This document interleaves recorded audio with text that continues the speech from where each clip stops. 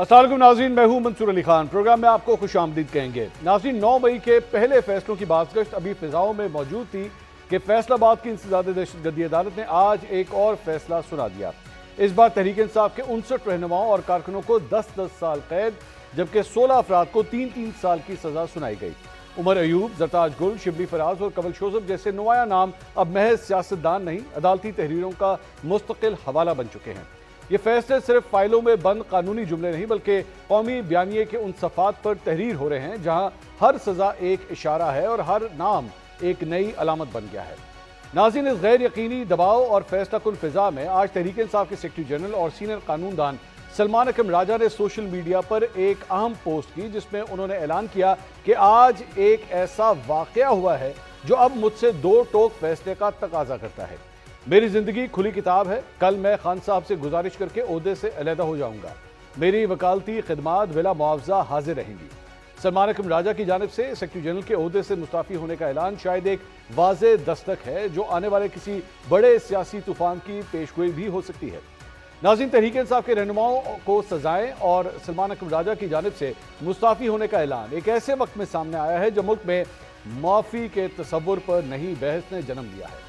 Senior सहाफ़ी सुहेल वड़ाइच के एक कॉलम ने सियासी मंजरनामे में हलचल मचा दी थी, जिसमें उन्होंने माफ़ी को कौमी मुकालमे का मरकज़ बना दिया था। इस कॉलम के 5 दिन बाद DG ISPR ने सुहेल वड़ाइच के इस कॉलम की खुले लफ्जों में तदीद की और फिर खुद सीनियर सहाफ़ी सुहेल वड़ाइच ने आज लिखे गए अपने कॉलम में तकरीबन 18 मरतबा माफ़ी का जिक्र करते हुए DG ISPR समेत मुतअद्दिद शख्सियात से बराह रास्त माज़रत भी की। अब सवाल यह है कि क्या आज आने वाले अदालती फैसले के बाद ये इशारा दिया जा रहा है कि मुआफ़ी का ऑप्शन खत्म हो चुका है? दूसरी जानिब सीनियर सहाफ़ी अंसार अब्बासी ने आज अपने कॉलम में एक मुख्तलिफ मौक़िफ़ अपनाया है। उनके मुताबिक तहरीक इंसाफ को मुआफ़ी मांगने की कोई ज़रूरत नहीं, लेकिन इमरान खान को चाहिए कि वो फ़ौज मुखालिफ बयानियाँ तर्क करें और सोशल मीडिया पर होने वाली बेलगाम तनकीद को रोकें। तो क्या तहरीक इंसाफ इस तजवीज़ पर गौर करेगी और क्या वो तसादुम के बजाय मफाहमत का रास्ता अपनाएगी, या ये सिलसिला मजीद गिरफ्तारियों और सजाओं की तरफ बढ़ेगा? इसी पे मजीद बात करेंगे। अपने पैनलिस्ट का इंट्रोडक्शन कराऊंगा। स्टूडियो में मेरे साथ मौजूद हैं इमरान शफकत साहब, सीनियर तजियाकार हैं, एंकर पर्सन। इमरान साहब बहुत शुक्रिया, आपने हमें ज्वाइन किया। मुस्लिम नून से हमें ज्वाइन कर रहे हैं उनके तर्जुमान पंजाब हुकूमत कौसर काजमी साहब और पाकिस्तान तहरीक इंसाफ के रहनुमा नईम हैदर पंचोता साहब भी हमारे साथ मौजूद हैं। तमाम मेहमानों का बहुत बहुत शुक्रिया। पंचोता साहब, सबसे पहले आपसे आगाज़ करेंगे। जनाब, सजाएं तो हो रही हैं, अदालतों की जानिब से ये सारी सजाएं हो रही हैं, लेकिन आपके सेक्रेटरी जनरल उन्होंने लगता है अपने लिए ही एक सज़ा तजवीज़ कर दी और उन्होंने मुस्ताफ़ी होने का ऐलान किया। उन्होंने कहा आज एक ऐसा वाकया हुआ है। सबसे पहले बताइए, आज क्या वाकया हुआ है जिसकी वजह से आपके सेक्रेटरी जनरल मुस्ताफ़ी हो रहे हैं? बहुत शुक्रिया मंसूर साहब, आपने मौका दिया जी। देखें, ये तो वो खुद ही बताएंगे कि क्या वाक़या हुआ, क्योंकि मुझे तो इस बात का इल्म नहीं है कि किस नुक्ते के ऊपर उन्होंने ये कहा है कि मैं इस्तीफ़े के लिए खान साहब को जाकर ये पैगाम भिजवाऊंगा। मुझे तो इसका आइडिया नहीं है जी, तो ये तो मेरा ख्याल में वो खुद ही बता सकते हैं। अच्छा, आपको इस बारे में कोई आइडिया नहीं है? आपके लिए मतलब ये तशवीश की नहीं, मुझे नहीं का बायस नहीं है कि आपके सेक्रेटरी जनरल मतलब फर्स्ट क्लास काम करते करते वो मुस्ताफ़ी हो रहे हैं, और ये जब से ये नई हुकूमत बनी है, ये आपके दूसरे सेक्रेटरी जनरल जो मुस्ताफ़ी होने जा रहे हैं? बिल्कुल, उन्हें मैं तो समझता हूँ और कि इस सारे माहौल के अंदर उन्हें जो है तमाम दोस्त और भी कह रहे हैं कि आप ऐसा ना कीजिए, और उन्होंने बड़े ज़बरदस्त तरीके से जो है वो पार्टी को मुश्किल टाइम के ऊपर अपनी वकालत उसको साइड पर रख कर उन्होंने जो है टाइम दिया और उनके ऊपर केसेस बने, दहशतगर्दी समेत उनके ऊपर मुख्तलिफ मुकदमात दर्ज किए गए, लेकिन वो अपने मौक़िफ़ पर कायम रहे, डटे रहे और फस्तायत के ख़िलाफ़ भरपूर तरीके से और मौसर तरीके से उन्होंने आवाज़ बुलंद की। ठीक, ये पंचोता साहब, ये आज एक बहुत बड़ा फैसला भी फैसलाबाद से आया है और इसके अंदर तो मेरे ख्याल में इतनी बड़ी तादाद में लोगों को सजाएं हुई हैं। एक्सपेक्टेड था? आप यही एक्सपेक्ट कर रहे थे ऐसा ही होगा? देखिए मंसूर भाई, जो ये फैसला है, अब इसके ऊपर मेरे पास 3-4 पॉइंट हैं। मैं कोशिश करूंगा कि 1.5-2 मिनट के अंदर जो है इसको मुकम्मल करूं। जी जी। देखिए, पहली बात तो यह है कि सरगोदा में एक जज ने इन गवाहों को, ये जो पुलिस एहलकार हैं जो गवाही दे रहे थे, इस गवाही को मुस्तरद किया। उन्होंने फैसले के अंदर लिखा, अब्बास नाम है जज का, आप देख लीजिए फैसला। ठीक। और गवाही को मुस्तरद करते हुए साथ उन्होंने ये कहा कि जितनी भी एविडेंस पेश की गई है ये फैब्रिकेटेड है। अच्छा जी। फैब्रिकेटेड का लफ्ज़ इस्तेमाल किया है, जेली है जी। ठीक। तो जब एक जज जो है इस गवाही को, ये जो 3 गवाह कभी वो 2 जमान पार्क हैं और एक चक्री इंटरचेंज जो है वो मीटिंग के अंदर किसी ने उनकी तलाशी नहीं ली और वो छुप कर बैठे हुए थे, उनकी मैं बात कर रहा हूँ। उन्होंने रिजेक्ट किया। आर्टिकल 13 वाज़िया है कि जब एक शख्स जो है उसके ऊपर कोई जुर्म है, कोई मामला है, तो एक जुर्म के ऊपर उसको 2 दफ़ा सज़ा नहीं हो सकती। तो जुर्म ये था कि साजिश जो है वो की गई, उस साजिश के अंदर ये हिस्सा थे। उस जुर्म को जब अदालत ने मुस्तरद कर दिया, फिर फैसलाबाद हो, लाहौर हो या कोई और जज हो सरगोदा में, तो वो सज़ा नहीं दे सकता था क्योंकि इस एविडेंस को अदालत ने मुस्तरद कर दिया। नंबर 1।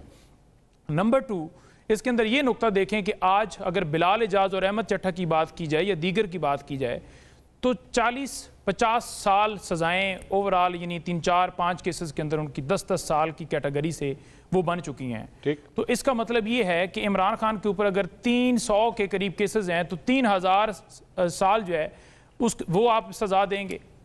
यानी आप कानून का किस तरह मजाक बना रहे हैं? ये आइन के आर्टिकल्स जो हैं सिर्फ पढ़ने के लिए हैं या उनके ऊपर इंप्लीमेंटेशन भी करनी है? ठीक। ये कानून इसलिए बना है कि किसी के साथ नाइंसाफी ना हो। और जब आप पॉलिटिकल विक्टिमाइजेशन करते हुए कि एक गवाही को और शहादत को मुस्तरद कर दिया गया है, तो फिर नए जज के जरिए उस गवाह को कैसे एक्सेप्ट किया जा सकता है उस शहादत को? ठीक है। नंबर 2।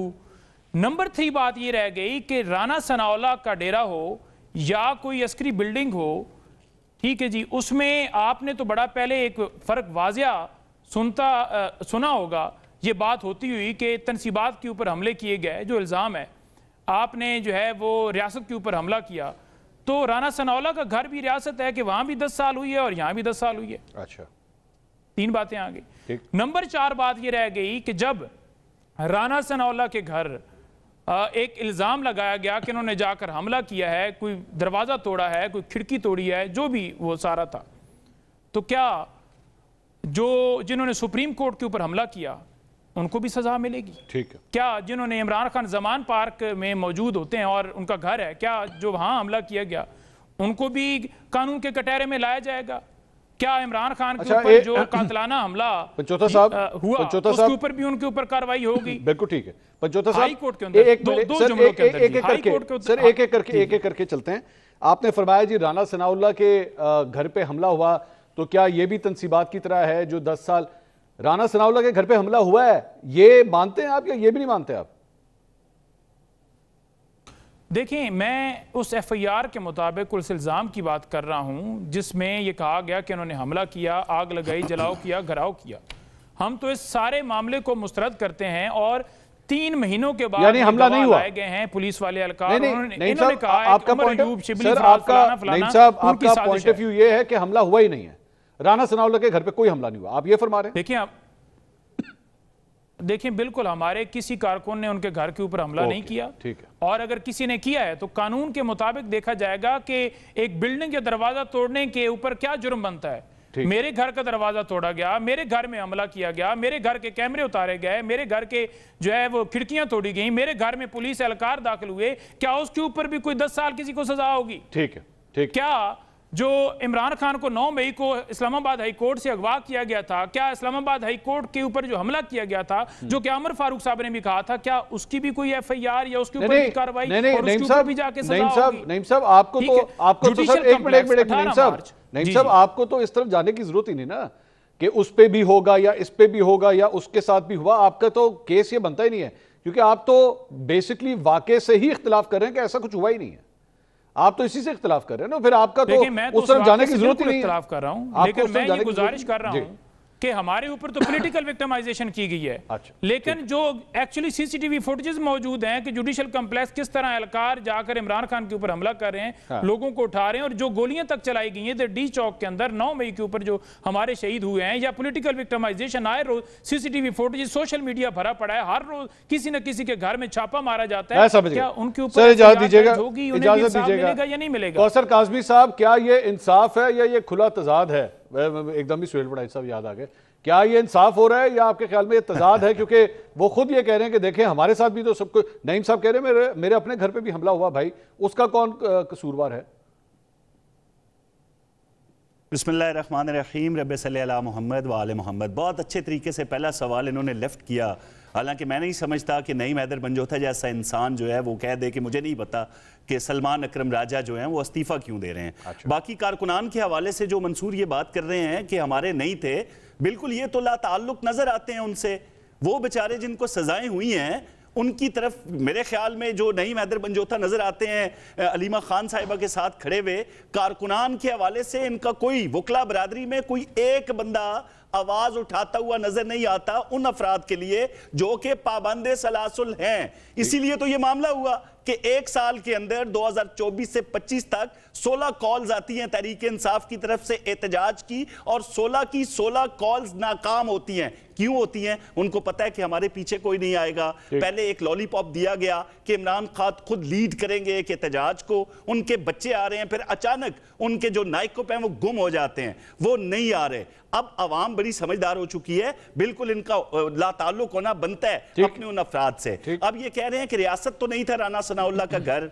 भाई एक जो सिटिंग मिनिस्टर है उसके घर पे हमला करते हैं आपके अफराद। राना सनाउल्लाह उस वक्त मिनिस्टर थे जब उनके घर पे हमला होता है। तो क्या आप समझते हैं कि सिर्फ फौजी इमलाक के ऊपर एक बगावत बर्पा करने की साजिश के तौर पर सिर्फ आर्मी की इमलाक को आप समझते हैं कि उन पे हमला करके आप जो है बरी अल्जिमा हो जाएंगे? ये दहशतगर्दी के जुमरे में आता है। जब आप किसी के घर के, मंसूर का घर हो, कौसर काजमी का घर हो, नईम का घर हो, या जिसका, उस पे आप हमलावर होंगे तो वो दहशतगर्दी के जुमरे में आएगा। ये क्या हो गया? आप मॉब लेके चले गए, उनको आपने इंस्ट्रक्शंस पास कर दी, आपके मिनट्स लीक होते हैं, आपके अपने लोग बताते हैं। मैं तो ये कहूंगा पता नहीं रियासत इस कदर क्यों एक ढीलापन दिखा रही है, एक किस्म की कमजोरी शो कर रही है। तमाम तर शवाहिद उनके पास हैं। पहले तो इतनी ताखीर होनी नहीं चाहिए थी, इसी ताखीर की वजह से इनको जवाज मिल रहा है। राय फरार इख्तियार कर रहे हैं 9 मई से कि वो तो हुआ ही नहीं। भाई पूरी कौम ने देखा आपके अफराद जो थे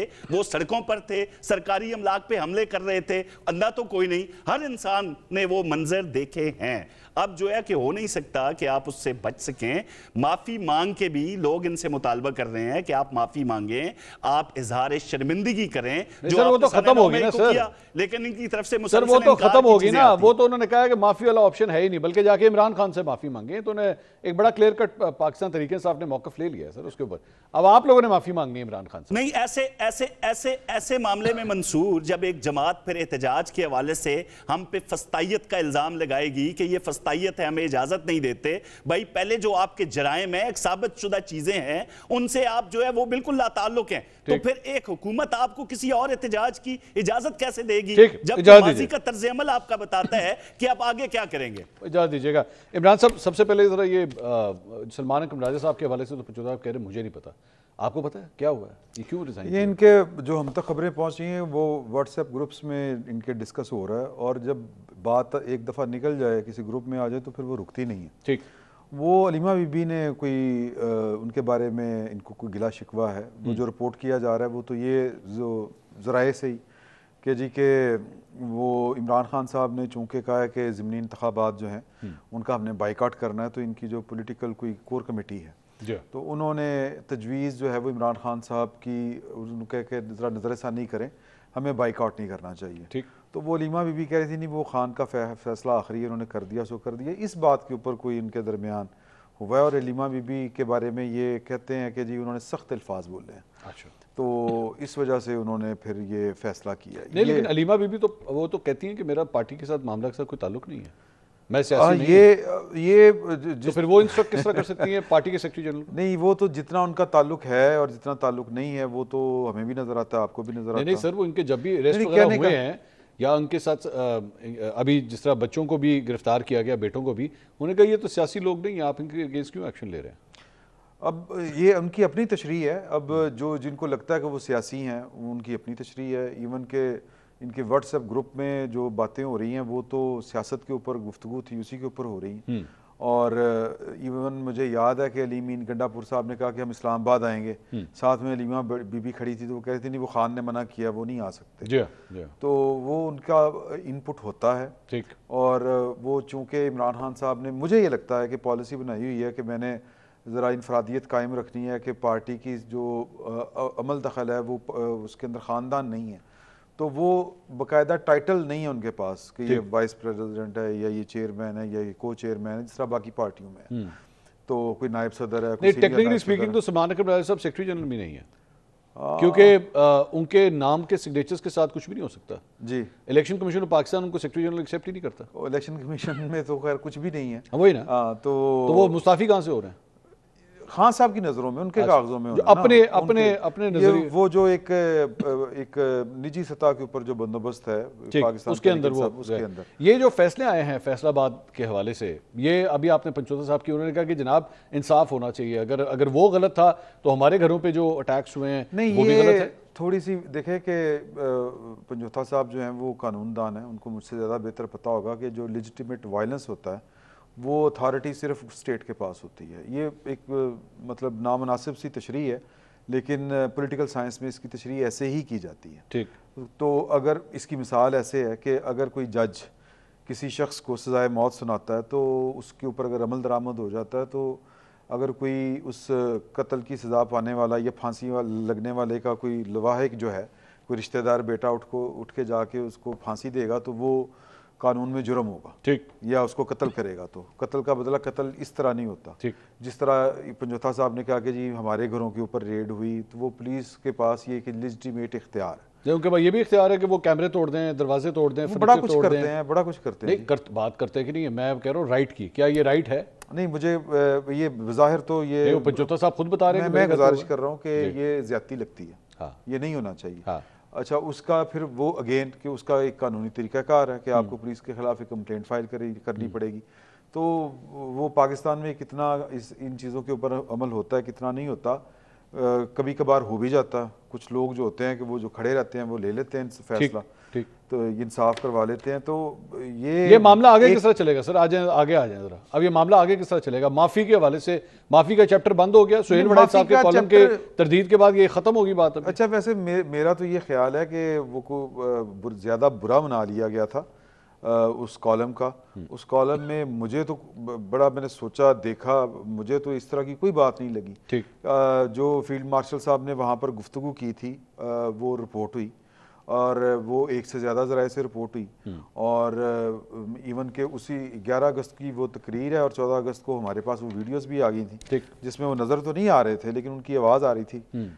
तो वो रिपोर्ट हुआ सीधा सीधा, और अगर आप सियाको सबाक देखें तो वहाँ पर जो लोग मौजूद थे वो भी ये कहते हैं, और जो वड़ैच साहब हैं वो भी ये कहते हैं कि मैंने तो ये नहीं कहा कि पाकिस्तान तहरीक इंसाफ का उन्होंने नाम लिया, लेकिन लोगों ने इशारा समझा कि ये उस तरफ जिक्र है, हर एक ने यही समझा। लेकिन अच्छा, वो माफ़ी का मतलब वहाँ पे अगर सियाको सबाक अगर वो रिकॉर्डिंग अगर आपको मिल जाए, आप वो सुने, तो आपको भी अंदाजा होगा कि वो माफ़ी ये नहीं कि मुझसे माफ़ी मांगी जाए। हाँ। वो माफ़ी ये है कि अगर कोई बंदा अपने गलत काम के ऊपर शर्मिंदा ही नहीं है तो फिर बात आगे किस तरह से बढ़ सकती है। और माफ़ी के तलबगार तो हम सब हैं, हम सब गलतियां करते हैं, हम सब, मतलब आम इंसान में, और आप भी हो गए, मैं इसको सियासी नौयत में बात नहीं कर रहा। हाँ। हमसे भी कोताहियां होती हैं, गलतियां होती हैं, अल्लाह की बारगाह में जाके हम माफ़ी मांगते हैं। नहीं, वो वाली बारगाह नहीं थी। नहीं, और वो मैं तो वैसी बात कर रहा हूं कि अगर उसका एक कुरानी कॉन्टेक्स्ट में भी बात की जाए। ये भी देखें ना, कुरान पाक से हटके अगर इसका आप सियासी पैराए में भी इसको लें तो आपका जो मिसाके जमहूरियत था वो एक तरह से माफ़ी थी। अच्छा, हाँ, ठीक है। तो वो सियासतदान अपनी गलतियों का अजाला भी करते हैं, उससे सीखते भी हैं। पंचोता साहब, ये माफ़ी की बात कोई समझ आती है सर कि या बिल्कुल ही चिट्टा ना है इसके ऊपर सर, कोई किसी किस्म की बातचीत नहीं हो सकती? नहीं, उन्होंने कुछ गलती नहीं किया। मंसूर भाई, चिट्टा बिल्कुल ठोक के ना है जी। इमरान खान ने देखे बिल्कुल वाज़ह तौर पर और ठोक के ना है जी, कोई ये वजह गल ही नहीं है। अच्छा। इमरान खान ने बड़ा वाज़ह कहा कि मुझे 2 साल पहले कहा गया कि 3 साल के लिए आप चुप हो जाओ, पीछे हो जाओ, मैं 3 मिनट के लिए भी पीछे होने को तैयार नहीं हूँ। बाकी रही बात करने की, जो कहते हैं जी तरले कर रहे हैं, मेहनत कर रहे हैं, इमरान खान ने खुल के बात की कि अगर मुल्क की खातिर और असूलों के ऊपर, यानी जिसमें पाकिस्तान में रूल ऑफ लॉ हो, उस नुक्ते के ऊपर अगर बात होती है तो मैं कौम की खातिर, मुल्क की खातिर इस बात के ऊपर मुत्तफिक हूँ। ठीक है, लेकिन उसे कमज़ोरी समझा गया, तो लिहाजा जो मुख्तलिफ ऑफर्स दी जा रही हैं, कभी किसी सहाफ़ी से, कुछ तो रेटिंग के लिए करते हैं, कुछ कहते हैं जी कि आपको ये तजवीज़ है जी। इमरान खान को तमाम तर मामलात का पता है, और ये तजावीज़ जो है ना उनको बड़े बड़े लोगों ने पहले भी दी, तो वो जो है ना तजावीज़ आप अपने पास रखिए। इमरान खान इस मुल्क की खातिर आज अडयाला जेल के अंदर हैं, वो केसेस की वजह से नहीं है। केसेस की वजह से जो लोग जिनको सज़ाएँ हुई थी वो आपके सामने है। वो यहाँ से बाहर चले गए, डील करके दोबारा वापस आए, और वो तमाम के तमाम जो उसका जो ट्रायल है ना, वो सारा ऑन रिकॉर्ड पड़ा हुआ है कि नवाज शरीफ साहब जो हैं उन्होंने तोशाखाना से गाड़ियाँ लीं, हालांकि जो रूल्स हैं उसके मुताबिक ली नहीं जा सकती। मुझे इजाजत दीजिएगा कौसर साहब, मिल गई कौसर साहब 8,000 का गुलदान, सर मुझे 8,000 का गुलदान और 4 गिलास ले गए और 43.5 लाख का कारपेट ले गए। कौसर साहब सर इजाजत दीजिएगा, एक मिनट, नईम साहब इजाजत दीजिएगा। प्यालियां नहीं छोड़ी, कौसर साहब गुलदान नहीं छोड़े। ओके कौसर साहब, आप ये बात एक्सेप्ट करेंगे कि अगर खान साहब की जगह मियां साहब होते, अब तक माफी भी हो चुकी होती, वो चुप भी हो चुके होते और वो डील करके लंदन भी जा चुके होते? आपने माजी देख लिया है मियां नवाज शरीफ का, न सिर्फ मियां नवाज शरीफ का बल्कि आसफ जरदारी साहब की मिसाल दूंगा, बेनजीर भुट्टो की दूंगा। तमाम जमातों पे मसाइब भी आए, उन पे जो अदवार थे वो जवाल भी आए, लेकिन उन मसाइब और उन जवाल के दौरान क्या ये किसी ने नारा लगाया कि नवाज शरीफ नहीं तो पाकिस्तान नहीं, आसफ जरदारी नहीं तो पाकिस्तान नहीं, बेनजीर नहीं तो पाकिस्तान नहीं?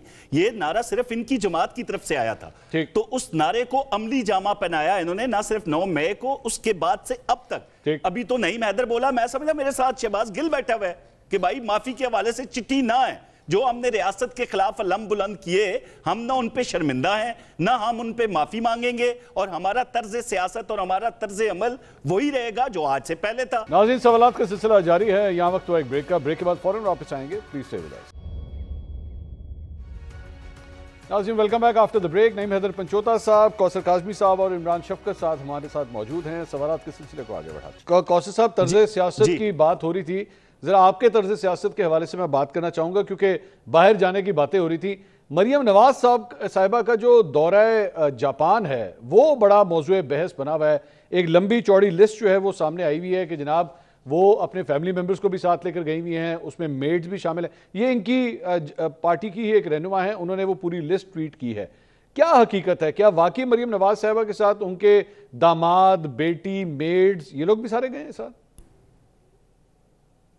देखें, कैमरे की आंख हर चीज दिखा रही है। अच्छा। इनका हक बनता है कि इस दौरे को तनकीदी नजर से देखें। बहुत से सहाफी भी व्लॉग कर रहे हैं, इसके ऊपर तबसरे कर रहे हैं, वो उनका हक बनता है। मेरे जो हम तक जो इतलात हैं, जो हम तक पहुंची हैं, उसके हवाले से मैं तो इसको कहूंगा ये एक तरह का एक कह लें जापान पंजाब इकोनॉमिक कॉरिडोर मंसूबा है। सी पैक के मुतवाजन चीजें सामने आएंगी, थोड़ा टाइम तो गुजारें भाई। अच्छा। ये जे बैक आपको नजर आएगा।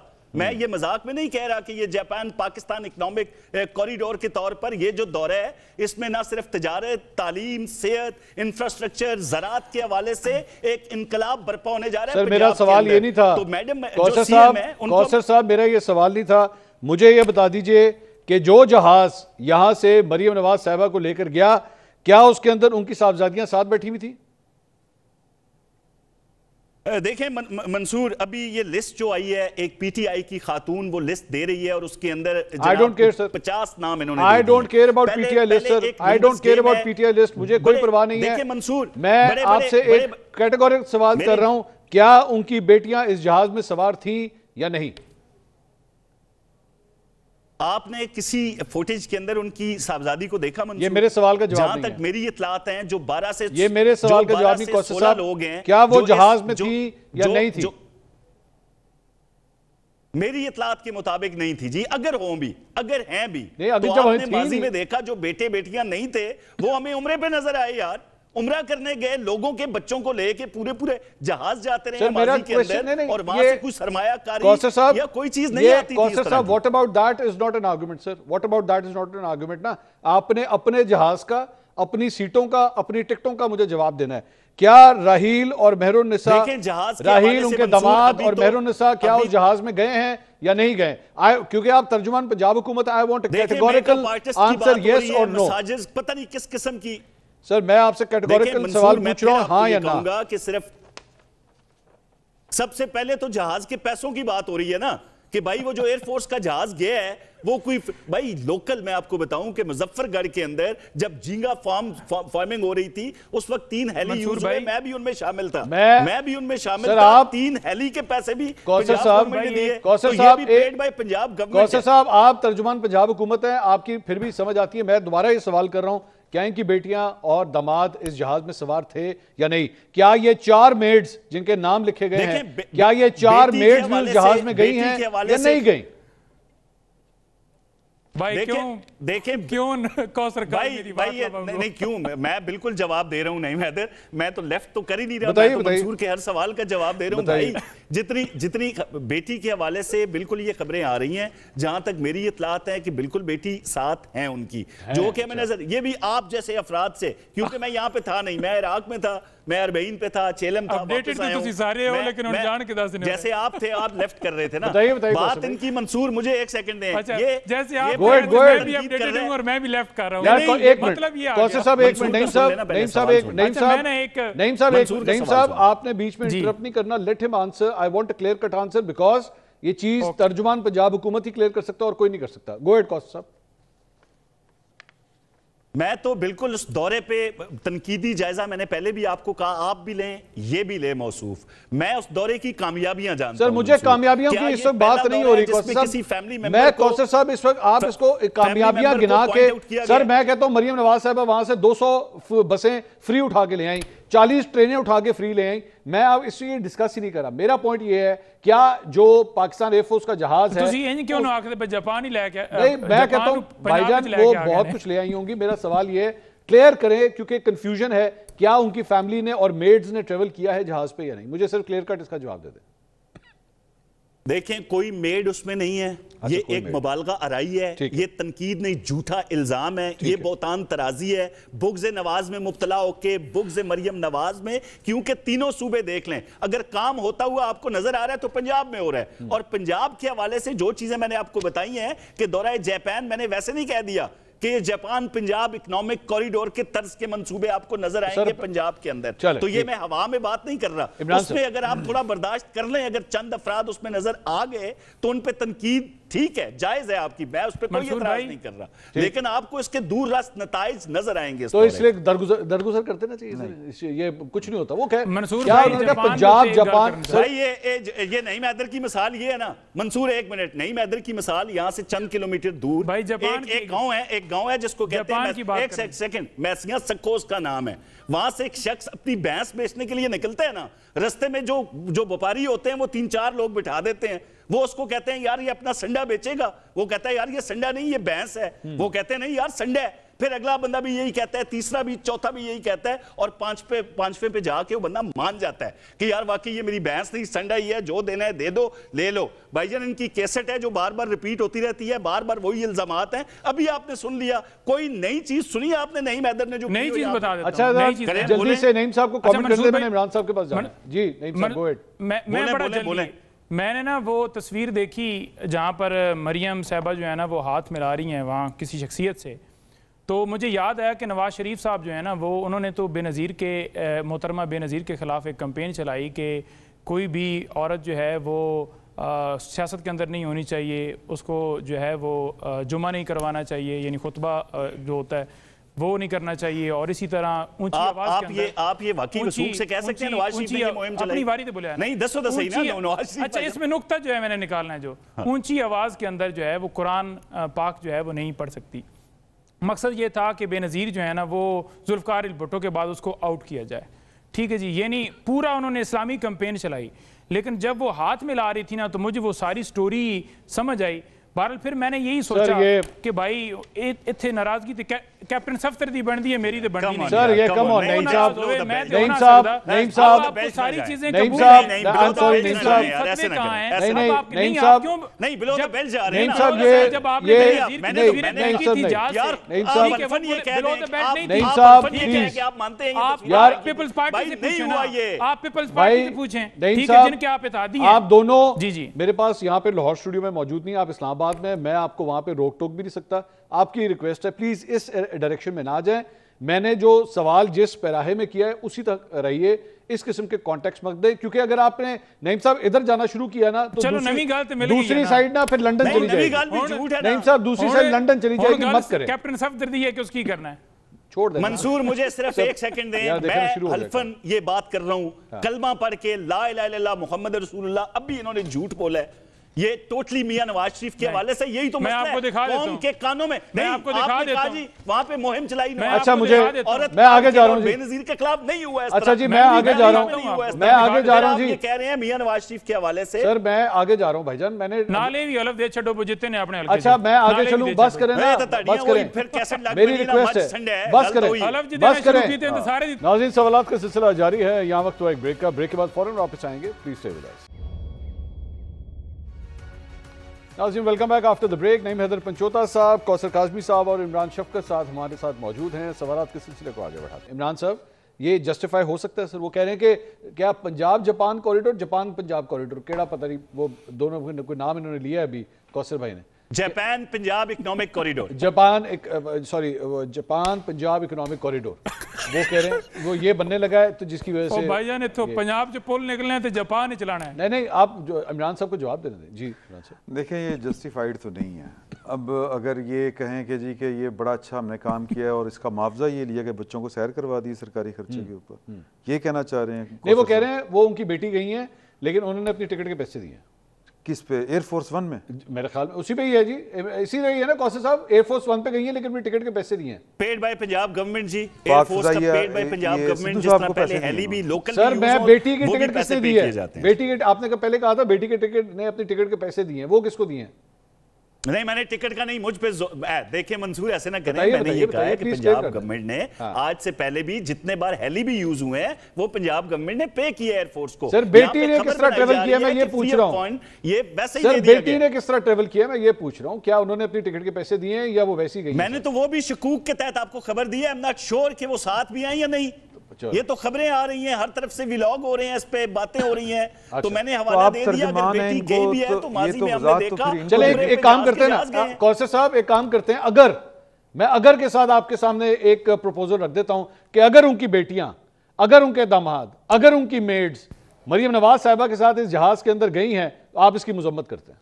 बोले जी। अगर मेड गई हैं, अगर ये अगर के साथ अगर आप कह रहे हैं तो अगर के लिए तो ये काबिल कबूल नहीं है मेरी जान, बिल्कुल आप सही कह रहे हैं। बहुत अच्छी बात है, भाईजान एक मिसाल मुझे भी बहुत सुनाने अच्छी दे बात जरा। है, बहुत अच्छी बात है। कौसर साहब अल्लाह करे आप तर्जुमान ही रहे पंजाब हुकूमत के। अगर ये तर्जमान ना रहे तो आप जिम्मेदार हैं। मैं जिम्मेदार हूं, मैं जिम्मेदार जी। क्या कह रहे हैं नईम साहब आप? जी जी देखिए मैं ये कह रहा हूँ कि इन्होंने एक कहावत सुनाई, एक हमारे पास ऐसी कहावत बनी हुई है, एक बंदा था और वो इसी तरह जो है ना बड़ा चोरी करता था और पुलिस ने उसे पकड़ लिया तो उसे कहा कि भाई बरामद करो सारी चीज़ें, बताओ क्या क्या आपने चोरी किया है।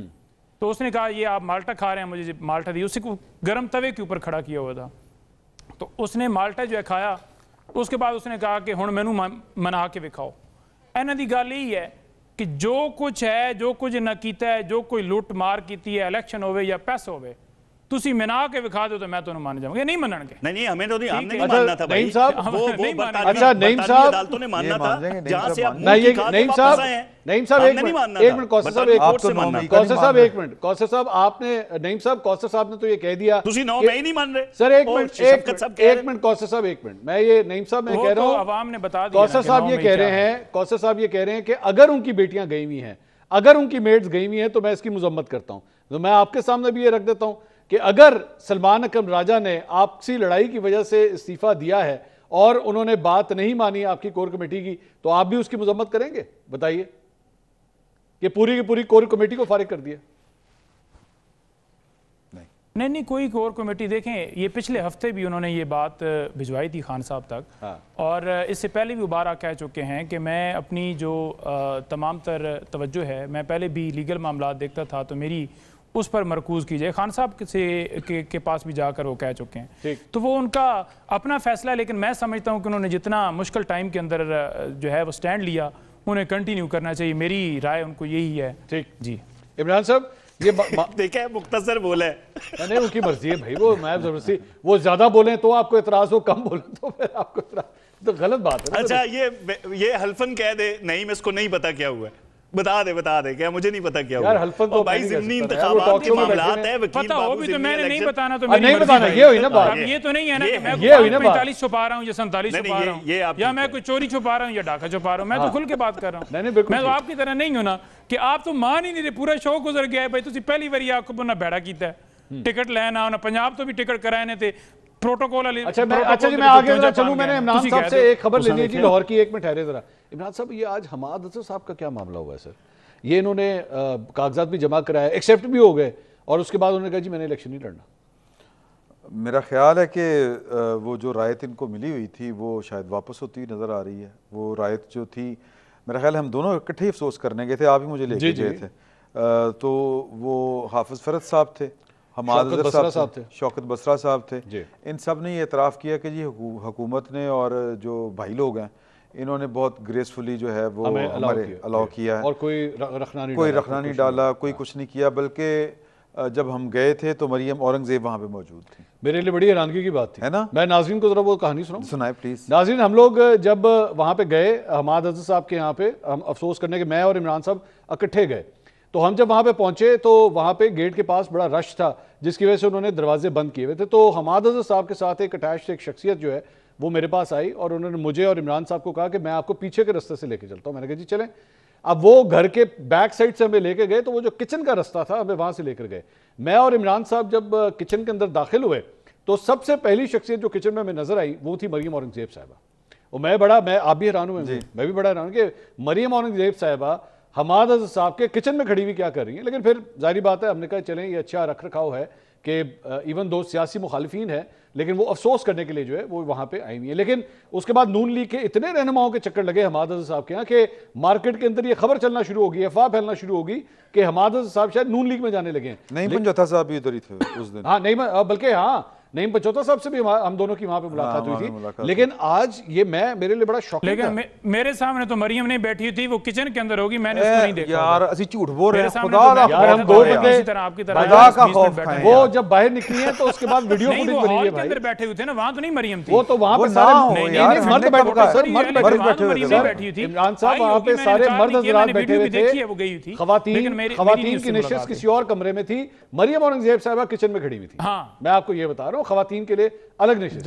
लेकिन मैं ना किचन में गया ना मैं खवातीन। भाईजान आपकी तो बात ही कोई नहीं कर रहा, मैंने कब कहा कि जिधर आप आए थे मतलब कोई अगर अच्छा काम हो जाए तो नहीं हैदर पंजोता साहब को मसला हो जाता है कि इनके सियासी मुखालिफ कोई अच्छा काम नहीं कर सकते। नहीं इनको नईम साहब को एक्चुअली डर इस बात का है कि जैसे ही ये क्लिप ऑनर जाएगा तो लोगों ने नईम हैदर पंजोता थे मरियम औरंगजेब इको कार हाँ तुम दोनों एक ही जगह पे थे, ये इस बात का डर है और कोई बात। बहुत शुक्रिया इमरान शौकत साहब, कौसर काज़मी साहब, नईम हैदर पंजोता साहब। नाज़रीन ये पॉलिटिक्स है, this is politics that you have to save yourself कि ये ना हो कि कोई ऐसी वैसी बात चली है कि मैं करीब भी नहीं था, मैं वहाँ पे मौजूद नहीं था, जबकि दोनों रहनुमा हमाद अजहर साहब के घर के ऊपर ही मौजूद थे, हम दोनों की वहाँ पे उनसे मुलाकात हुई थी।